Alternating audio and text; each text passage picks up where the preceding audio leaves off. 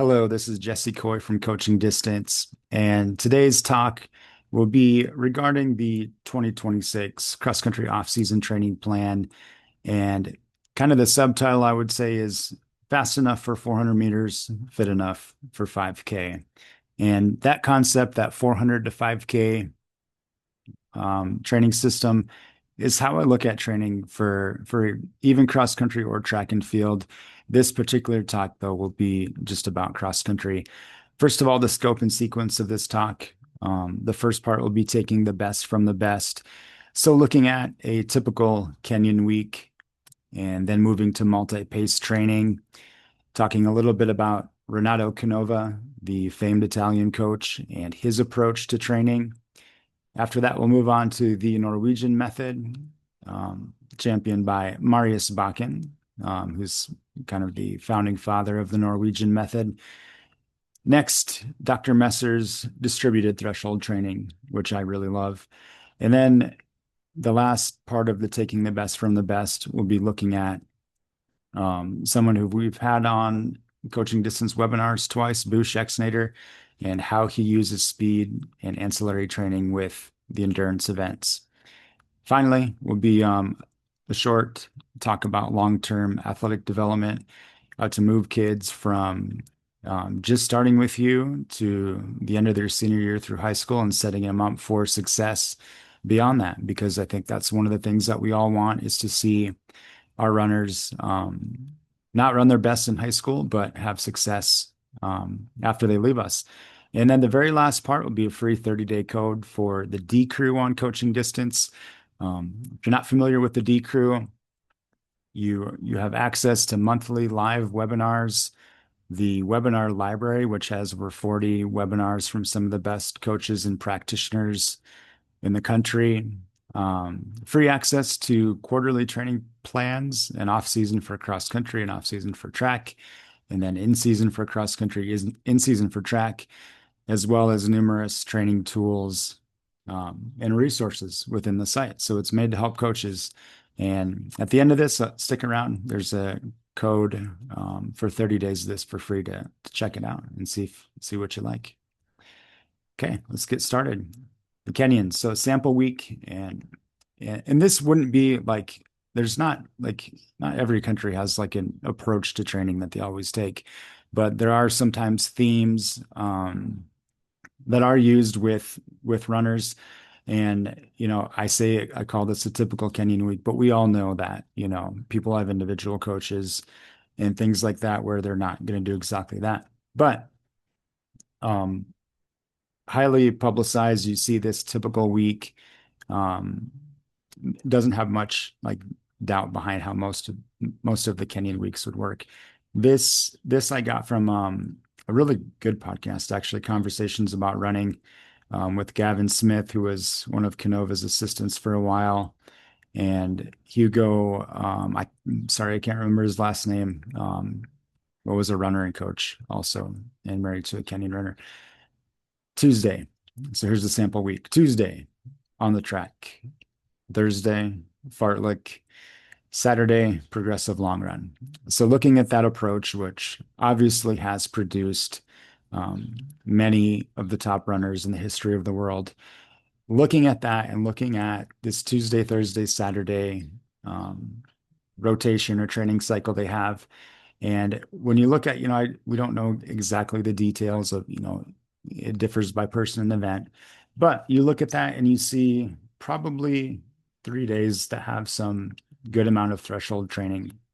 And one of the things I really like out of this method, and some coaches don't like it because you have a little less control, is fartlek training. Now, an example of fartlek training for us may be something as short as 15 times one on, one off. Gives you 30 minutes total of running. I love fartlek training, and we'll usually just set the rest to 1 minute. That short rest automatically regulates the pace. Typically, I do set paces with fartlek running. Usually it's going to be some sort of threshold range type pace. But that short 1 minute rest really, kind of puts a governor on the kids' pace. always like on most workouts, I would say starting slow is kind of ideally how you want to do this. And on fartlek training, that is kind of just built into the workout. So another thing I really like about fartlek training is you can kind of sneak in a little bit more work than you could on the track. And here's what I mean by that. So you give a workout, 8 by 3 on, 1 off. Maybe it's that threshold pace. That workout itself, that fartlek workout to kids is far more digestible than giving him the same type of work on the track. So say you're running 6 minute pace, that'd be the same for your workout. That'd be the same thing as 8 by 800. Now, if I said, hey, we're doing 800s on the track, that reaction from from my students and yours also is going to be a lot different than I if I say we're doing 8 by 3 on, 1 off. So fartlek training is a good way to kind of disguise some threshold work. The last part that I really like is this concept of time under tension. So say this workout that I have on the board here, 8 by 3 on, 1 off. Another thing you have to think about is that's 32 minutes um, of really threshold type of work. So if you look at that, if you know your kids have Strava, we use Final Surge, but you can see that 32 minutes of work is going to look very much like a continuous tempo run would. So beyond that 24 minutes of threshold type work, that 8 by 3, the rests are short enough that the heart rate doesn't really go down.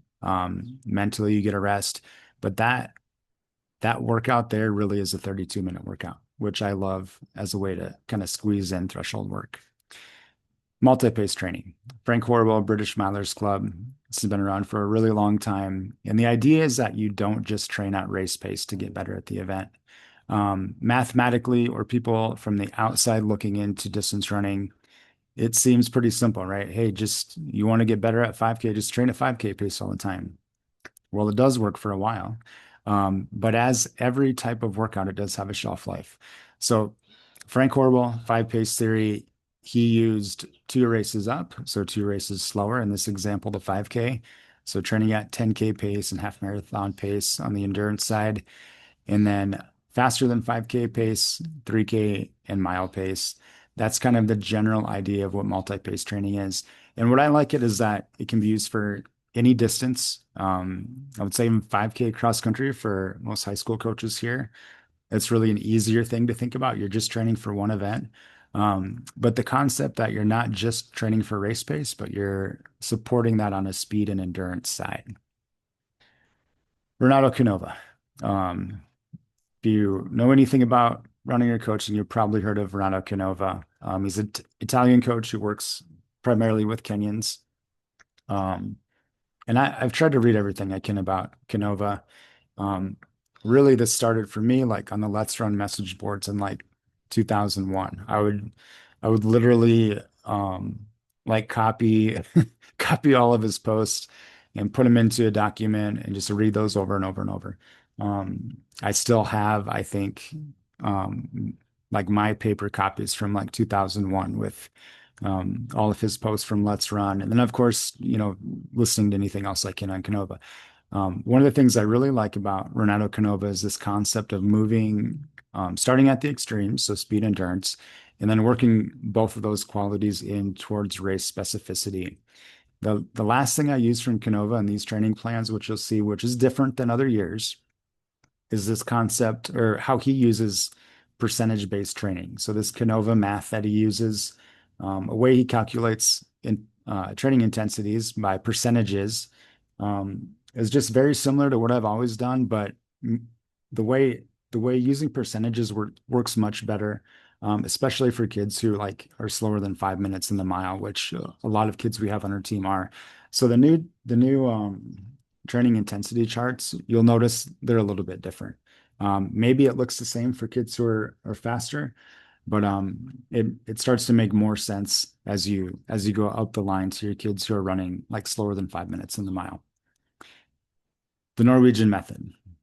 Unless you've been living under a rock, you've heard about Jakob Ingebretsen and this Norwegian method of training. Really started by Marius Bakken, who ran at York High School. Steve Magnus has a good podcast with them. There's also a couple of other good ones if you want if you like podcasts, you like to listen, talking about his book and the Norwegian method.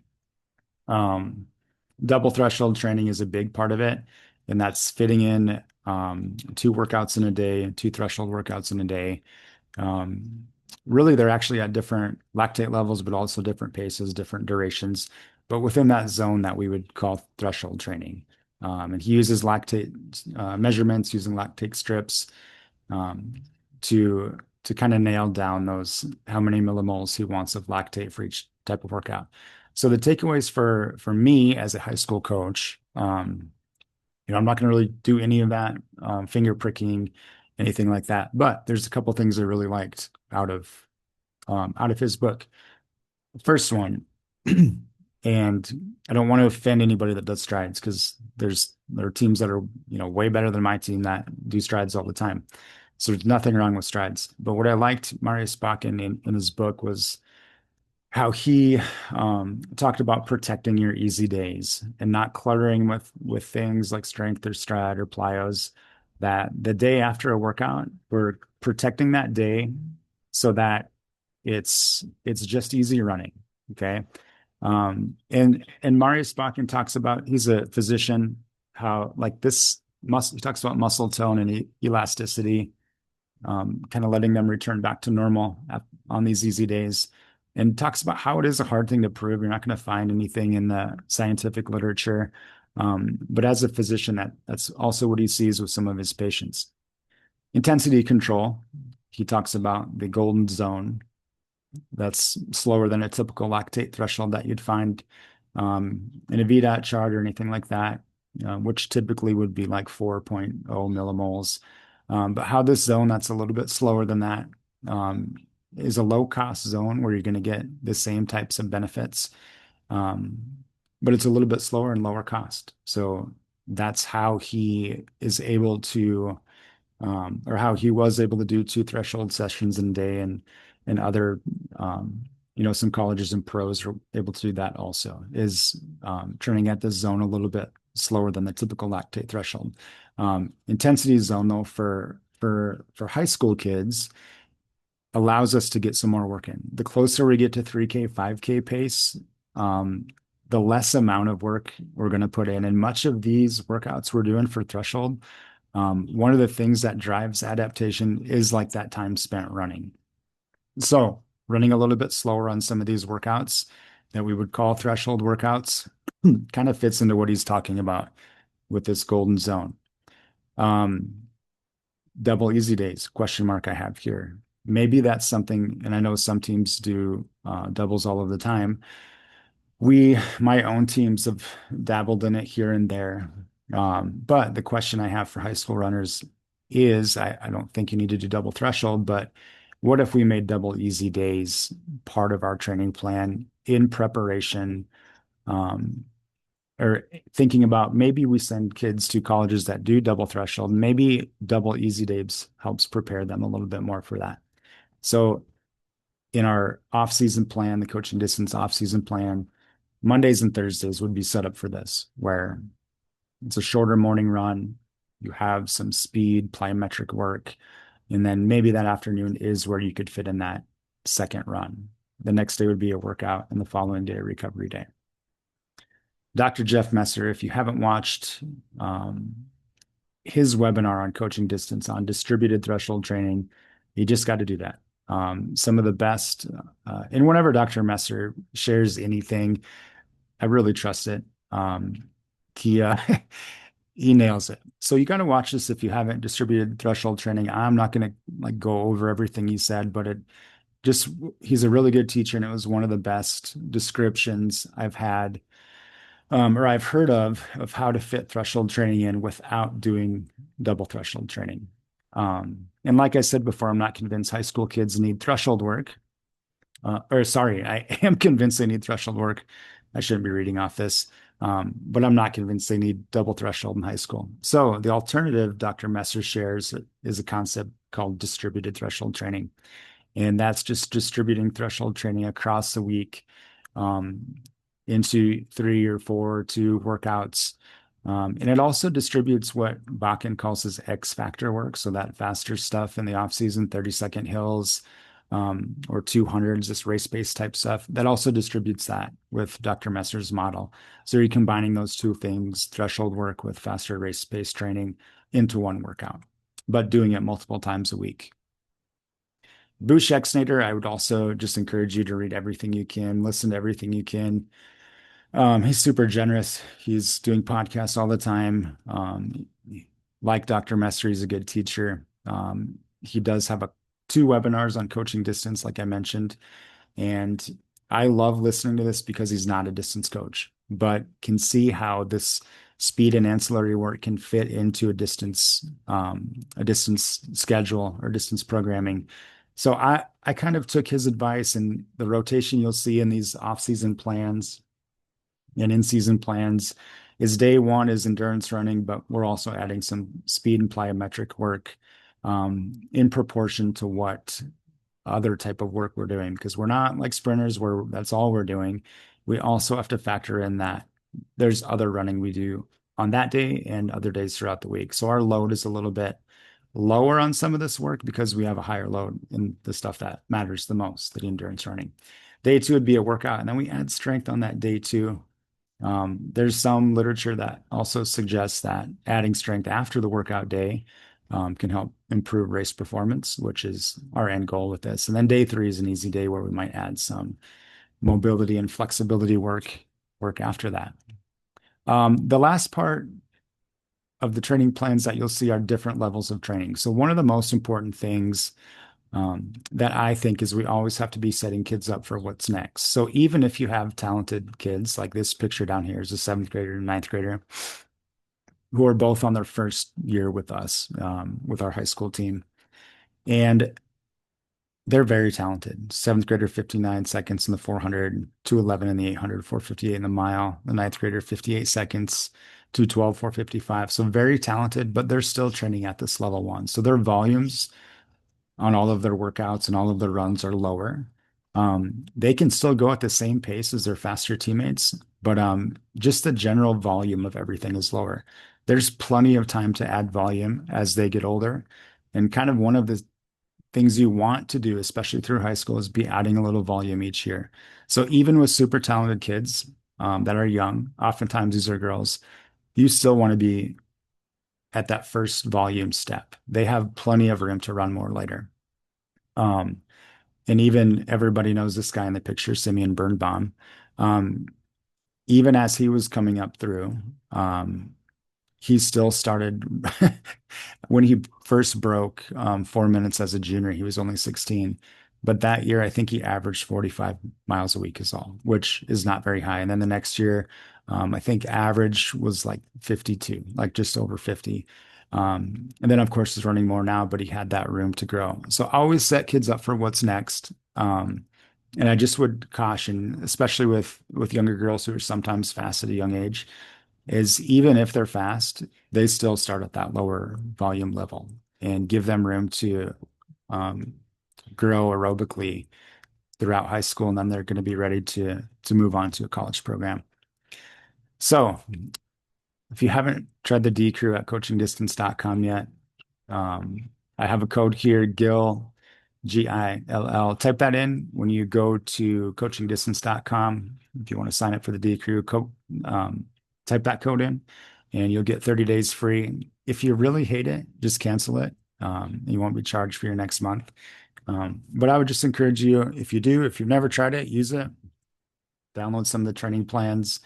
And if you do keep it, it's just $14.99 a month. It's supposed to be super cheap, but hopefully some of the best information out there. So, all right. Thank you for listening. Jesse Coy again from coachingdistance.com, and good luck this summer.